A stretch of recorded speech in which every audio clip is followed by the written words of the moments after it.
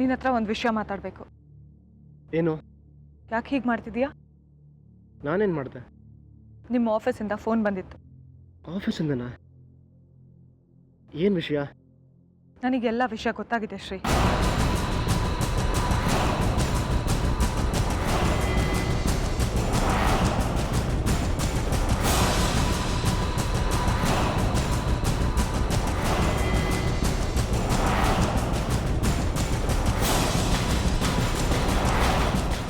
ನಮ್ಮ ಕಂಪ್ನಿನ ಬೆಳೆಸೋಕ್ಕೆ ಎಷ್ಟು ಒಳ್ಳೆ ಅಪಾರ್ಚುನಿಟಿ ಇದು.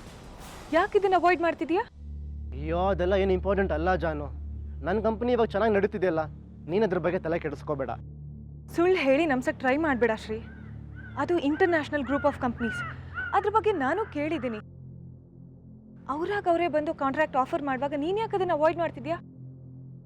ಆ ಕಾಂಟ್ರಾಕ್ಟ್ನ ನಾವು ಅಕ್ಸೆಪ್ಟ್ ಮಾಡಿದ್ರೆ ಇನ್ನೂ 5 ವರ್ಷ ಪ್ರತಿ ತಿಂಗಳು ಲಕ್ಷಾಂತರ ರೂಪಾಯಿ ಪ್ರಾಫಿಟ್ ಬರುತ್ತೆ. ಅದನ್ನ ಗೊತ್ತಿದ್ದು ನೀನು ಹೋಗೋಕೆ ಯಾಕೆ ಅವಾಯ್ಡ್ ಮಾಡ್ತಿದ್ಯಾ? ನನಗೆ ಅದೆಲ್ಲ ಗೊತ್ತಿದೆ ಜಾನು. ನಾನು ಅಲ್ಲಿಗೆ ಹೋಗದೇ ಇರೋದಕ್ಕೆ ಬೇರೆ ಒಂದು ಮುಖ್ಯವಾದ ಕಾರಣನೇ ಇದೆ. ಏನದು ಮುಖ್ಯವಾದ ಕಾರಣ? ಅಯ್ಯೋ, ಏನೋ ಇರುತ್ತೆ ಬಿಡು. ಆದರೆ ಅದೇನು ವಿಷಯ ಅಂತ ನನಗೆ ಗೊತ್ತಾಗಬೇಕು.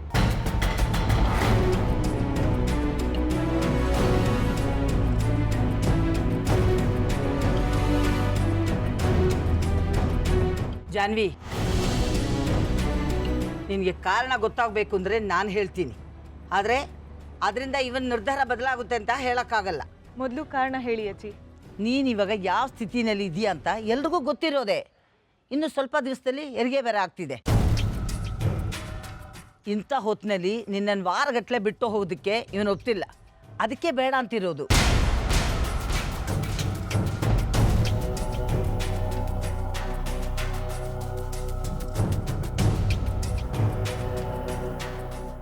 ಇಷ್ಟು ಚಿಕ್ಕ ಕಾರಣಕ್ಕೆ ಅಷ್ಟು ದೊಡ್ಡ ಬಿಸ್ನೆಸ್ ಆಫರ್ನ ರಿಜೆಕ್ಟ್ ಮಾಡ್ತಿದ್ಯಲ್ಲ ಶ್ರೀ.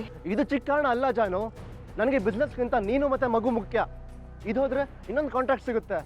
ಬಟ್ ನೀನು ಮತ್ತೆ ಮಗು ನಮ್ಮನ್ನ ಶಾಶ್ವತವಾಗಿ ಕಳ್ಕೊಂಡು ನೀನು ಬಿಸ್ನೆಸ್ ಮಾಡು ಅಂತ ನಾನು ಹೇಳ್ತಿಲ್ಲ ಶ್ರೀ. ಚೆನ್ನೈಗೆ ಹೋಗೋದ್ರಿಂದ ಇಲ್ಲಿ ಯಾವ ಅನಾಹುತನೂ ಆಗಲ್ಲ. ಡೆಲಿವರಿ ಡೇಟಿಗೆ ಇನ್ನೂ ತುಂಬ ಟೈಮ್ ಇದೆ.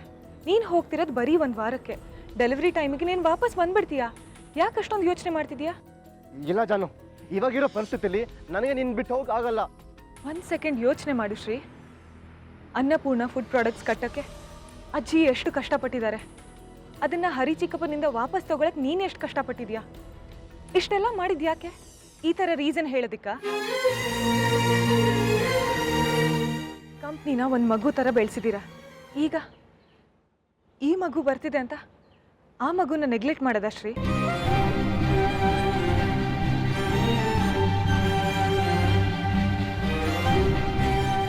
ಎರಡು ವಿಷಯ ಜ್ಞಾಪಕ ಇಟ್ಕೋ ಶ್ರೀ. ಒಂದು, ನಂಬರ್ 1 ಪೊಸಿಷನಲ್ಲಿದ್ದ ನಮ್ಮ ಕಂಪ್ನಿನ ಲಿಸ್ಟಲ್ಲೇ ಇಲ್ಲದೆ ಇರೋ ಥರ ಹರಿ ಚಿಕ್ಕಪ್ಪ ಮಾಡಿದರು. ಅದನ್ನು ಮತ್ತೆ ನಂಬರ್ 1 ಪೊಸಿಷನಲ್ಲಿ ತರೋದಕ್ಕೆ ಒಳ್ಳೆ ಚಾನ್ಸ್ ಇದು. ಎರಡನೇದು, 100 ಫ್ಯಾಮಿಲಿಗಳು ನಮ್ಮ ಕಂಪ್ನಿನ ನಂಬ್ಕೊಂಡಿದೆ. ಅವ್ರ ಜವಾಬ್ದಾರಿನೂ ನಮ್ಮ ಮೇಲೆ ಇದೆ ಶ್ರೀ. ಬರೀ ನನ್ನ ಹೆಂಡತಿ ಮಗು ಚೆನ್ನಾಗಿರಬೇಕು ಅಂತ ಯೋಚನೆ ಮಾಡಿದ್ರೆ ಸ್ವಾರ್ಥ ಆಗುತ್ತೆ. ಅವ್ರ ಜೀವನ ಹಾಳು ಮಾಡಿದ ಪಾಪ ಸುತ್ಕೊಳ್ಳುತ್ತೆ. ನನ್ನ ಶ್ರೀಗೆ ಆ ಥರ ಆಪಾದನೆ ಬರಬಾರ್ದು.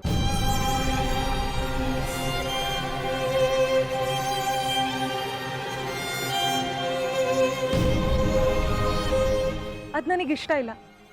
ಪ್ಲೀಸ್ ಯೋಚನೆ ಮಾಡು ಶ್ರೀ. ಜಾನ್ವಿ ಹೇಳೋದ್ರಲ್ಲೂ ಅರ್ಥ ಇದೆ ಶ್ರೀ.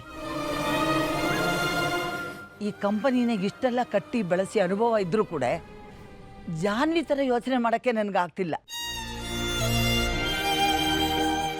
ಜಾನ್ವಿ ತುಂಬ ಮುಂದಾಲೋಚನೆ ಇರೋಳು. ಅವಳಿಗೆ ಇಷ್ಟೆಲ್ಲ ಬಲವಾಗಿ ವಾದಿಸ್ತಿದ್ದಾಳೆ ಅಂದರೆ ಅದಕ್ಕೊಂದು ಅರ್ಥ ಇದೆ. ಹೌದು ಅಳಿಯಂದ್ರೆ, ನಿಮ್ಮ ಕಂಪ್ನಿ ಮೊದಲಿನ ಥರ ಆಗಬೇಕು ಅಂದರೆ, ಒಳ್ಳೆ ಹೆಸರು ಮಾಡಬೇಕು ಅಂದರೆ ಆ ದೇವರೇ ಈ ಅವಕಾಶ ಕೊಟ್ಟಿದ್ದಾನೆ. ದಯವಿಟ್ಟು ಅಳಿಯಂದ್ರೆ ಅದನ್ನು ಕಳ್ಕೋಬೇಡಿ. ನನ್ನ ಮಗಳ ಬಗ್ಗೆ ಯೋಚನೆ ಮಾಡಬೇಡಿ. ನಿಮ್ಮೆಲ್ಲರ ಪ್ರೀತಿ ಈ ಮಟ್ಟಕ್ಕಿರುವಾಗ ನನ್ನ ಮಗಳಿಗೆ ಮಗುಗೆ ಏನೂ ಆಗಲ್ಲ. ನೀವು ಬರೋವರೆಗೂ ನನ್ನ ಕಣ್ಣಲ್ಲಿ ಕಣ್ಣಿಟ್ಟು ಕಾಯ್ತೀನಿ.